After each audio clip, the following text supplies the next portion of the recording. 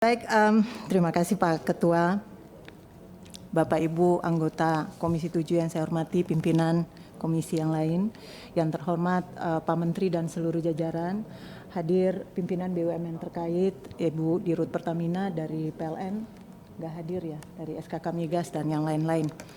Saya langsung saja, cuma 2 topik utama. Yang pertama soal kelistrikan, Pak. Dari data yang ada, Bapak-bapak dan ibu-ibu sekalian, apa yang telah dipaparkan oleh Pak Menteri kita dukung penuh. Cuman mungkin Pak, mungkin bisa dihitung, bisa dibikin perhitungan Pak.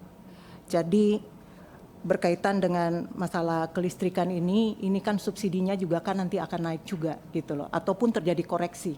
Saya nggak tahu nanti dalam pembahasan badan anggaran terjadi refocusing dan realokasi lagi, karena ini dia terkoreksi dengan nilai tukar rupiah dan lain-lain. Mungkin ini bisa menjadi catatan untuk kita semua, format kita terhadap kelistrikan, subsidi listrik untuk yang tahun ini aja dulu, kira-kira ada terjadi koreksi naik atau tidak, atau tetap dengan jumlah yang sama saja. Itu yang pertama. Yang kedua, ini berkaitan dengan infrastruktur survei SDA halaman 5. Ini ada ada satu bagian yang saya lingkar. Yang pertama revitalisasi EBT 5 provinsi, Pak. Ini kami mohon kejelasan, saya tidak buka lagi yang tebalnya ya Pak ya. Itu provinsi di mana aja, karena revitalisasi EBT buat kami bukan saja instalasi EBT yang besar-besar Pak, tetapi instalasi EBT lama, produk dari periode-periode yang sebelumnya seperti PLTS terintegrasi. Dulu itu kan kita minta dari kepala-kepala desa 1-2 hektar tanah Pak. Dan wilayah-wilayah 3T hampir terimplementasi dengan program-program ini. Setiap tahun kami dari wilayah-wilayah 3T, bukan 3T, hampir semua kita Pak, semua kita itu dapat minimal dari 3, ada kalau di wilayah 3T itu sampai 5 atau 6 unit. Nah kami minta yang seperti ini juga ikut diperbaiki, karena di beberapa kecamatan yang saya datangi untuk PLT instalasi instalasi EBT yang lama itu, kami harap mungkin bisa di scale up Pak. Ada tower PLN di sana, tidak bisa di-generate Pak. Gitu loh. Jadi ada baiknya kalau bikin PLTS terintegrasi melampaui skala ekonomi yang ada di sekitar. Jadi bisa naikkan generate tower listrik, tower telkom, ataupun misalnya bisa ikut menambah kegiatan perekonomian masyarakat setempat, UMKM dan lain-lain. Jadi tidak hanya untuk 3 buah mata lampu Pak, ini harapan kami, khusus untuk yang poin revitalisasi EBT 5 provinsi itu. Saya nggak tahu apakah ini masih memungkinkan, tapi baiknya produk programnya seperti begini Pak. Yang kedua, ini berkaitan dengan urusan PJU-TS untuk yang tahun 2022. Surat per 6 April dari Pak Dirjen, Pak Rida, sudah kami terima semua dan sudah kita pelajari berkaitan dengan automatic block yang dilakukan oleh Kementerian Keuangan. Tahap pertama itu 40.000 unit dan tahap keduanya 40.000 unit. Tapi saya pikir Pak, kalau masih memungkinkan, baiknya terjadi revisi surat Pak, karena secara politis amat sangat tidak menguntungkan. Baiknya satu surat edaran aja untuk 80.000 unit. Bahwa nanti ada pentahapan, itu urusan teknis antara kementerian, antar 2 kementerian, Kementerian SDM dengan Kementerian Keuangan. Urusan Kementerian SDM dengan kami, urusannya ini yang 80.000 unit Pak, itu yang pertama. Yang kedua, di dalam karena ini secara politis, kalau orang baca kayak begini, saya sampai hari ini belum masukin punya saya, karena ketika dibaca usulannya cuma sekitar 500 sekian pasang baru kepada masyarakat miskin Pak. Jadi untuk yang program BL, bantuan pemasangan listrik baru bagi masyarakat miskin ini. Nah, kami harap Pak, mudah-mudahan ini ada revisi surat supaya kita urusannya satu kaligus jalan. Kita minta data ke kementerian, kita minta data ke masyarakat, kepala desa, kemana-mana. Kan kita berdiri di atas surat Pak. Kalau kita berdiri tidak di atas surat, kita ambil lebih, masyarakat nanti tanya apakah yang lebih dari kuota ini akan terjawab atau tidak dan seterusnya. Jadi baiknya surat direvisi. Jadi hitung ulang 80.000 itu penentuannya seperti apa. Sesudah itu kita minta datanya satu paket keseluruhan, Pak. Tidak bertahap-tahap. Urusan kita kan dengan masyarakat kecil kan ngambil data. Urusan pembagian pentahapan itu urusan keuangan nanti secara ke dalam. Bahwa nanti ada pentahapannya tahap pertama sekian dan tahap kedua seterusnya. Buat saya itu urusan teknis penyelesaian programnya. Jadi saya sangat berharap untuk bantuan pemasangan baru ini, harapan kami surat bisa direvisi. Jadi 80.000 sesuai dengan peruntukan dan kita dibagi sesuai dengan ketentuan 1124 sesuai dengan keputusan dalam rapat yang terakhir. Yang ketiga berkaitan dengan pemasangan baru ini, Pak. Dalam rapat kita ketika membuka nomenklatur ini diperuntukkan sesungguhnya afirmasi kebijakan bagi daerah-daerah 3T, daerah-daerah potensi terjadi defisit, masih defisit dan seterusnya. Dibuka tahap awal dengan anggaran 30 miliar dari dana murni kementerian pada saat itu. Perjuangan terjadi di badan anggaran dan tambahan lagi 100 miliar. Hari ini angka ini dia menjadi 120 miliar. Waktu dalam rapat itu diketok, teman-teman di sini semua bersepakat bahwa program ini program afirmasi bagi daerah-daerah yang defisit. Bukan kami meminta lebih, tapi memang karena ini fondasi kelistrikan kami dari nggak ada mau dibikin ada, gitu loh.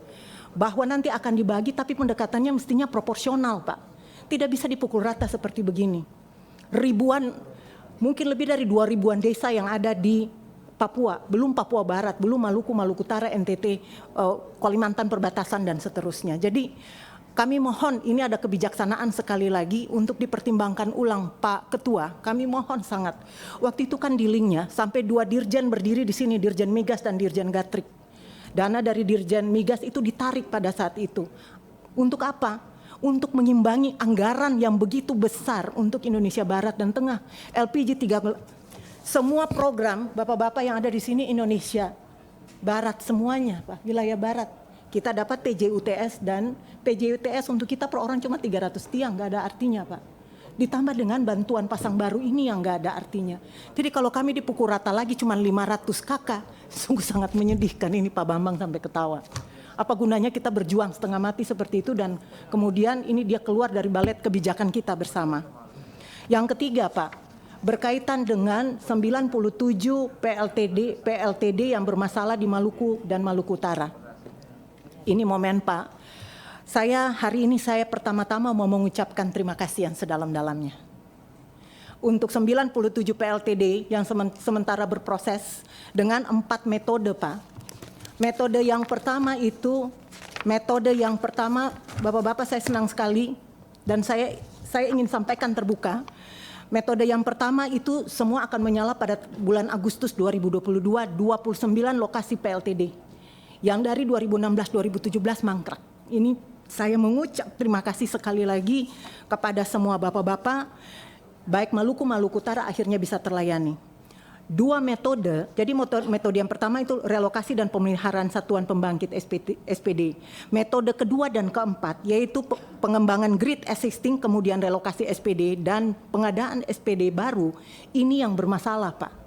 Jadi sebanyak 15 lokasi pembangkit di metode kedua yang ditargetkan itu Oktober 2022 dan 14 pembangkit itu ditargetkan metode keempat atau pengadaan baru itu sebanyak pada bulan Juli 2022 ini anggarannya yang tidak clear, Pak. Hasil rapat kami terakhir dengan PLN di Ambon, ini saya nggak tahu dari perwakilan PLN ada hadir atau tidak. Mereka menunggu juga kebijakan anggarannya. Sementara poin 1 dan poin 3 bisa mereka selesaikan dengan sebaik-baiknya. Poin 3 itu interkoneksi relasi PLTD Lisdes dan sistem existing. Data ini data per 20 sekian Maret yang dikirim langsung oleh Pak Dirjen Gatrik. Begitu kita selesai rapat panja, Pak. Waktu itu saya minta data resmi dan telah kami kirim.